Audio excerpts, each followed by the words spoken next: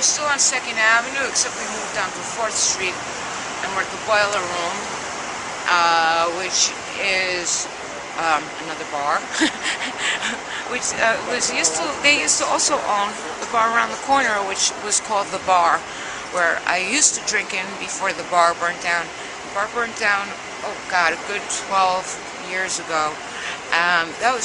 Now that, I believe, was the oldest gay bar in the East Village. And it used to be full of, like, oh God, I used to drink in there with Jim New, Bill Rice, Gary Indiana, Taylor Mead. It was just wonderful. It was a wonderful place. I remember the first time I went in there, I met Bill Rice, and it was the most handsome man I've ever seen in my life. And I told him so after about 6 martinis, and I kept telling him. Funnily enough, we became really good friends after, more than good friends. I loved him dearly. We lost him about almost 5 years ago. Really darling friend. And I used to do a lot of theater with all those guys at the Mamas, which is down the other way on 4th Street. Anyway, the bar rather burnt down. It was in the winter, and I remember this because me and Bill got so drunk that, and we kissed in the bar, and everybody's going, "Bill, you're kissing a woman." And then he fell on the sidewalk, and wouldn't let me pick him up. So I left Bill in the rain in the gutter, and the bar caught fire the next day. And that's what happens, you know, when you kiss a woman, the bar burns down. But no, it was sad because City the cat got killed in the fire. But the Boiler Room is owned by the same people, so that's, you know, picked up the slack.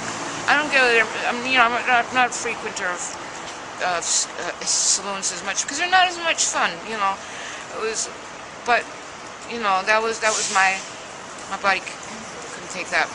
Any more fun bars anyway.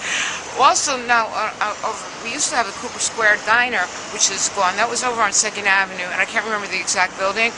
Quentin Crisp used to live in the window of that diner. Bars on the brain of that diner, and they would have a violet light on him. He had he was always wearing lavender and had that white hair and most beautiful skin, stunning. And he lived more or less in the Cooper Square Diner. I've never walked past the place when he wasn't there. And first time I saw him there, I was just thrilled. Everybody, oh, he's always in there. So I went up and I said, you know, Mr. Crisp, it's a pleasure to meet you. Somebody introduced us, and it was right after a snowstorm, and I go, terrible weather, isn't it? And he goes, it's dreadful. It makes me wish I were dead. And I said, darling, it's going to melt. You don't want to die.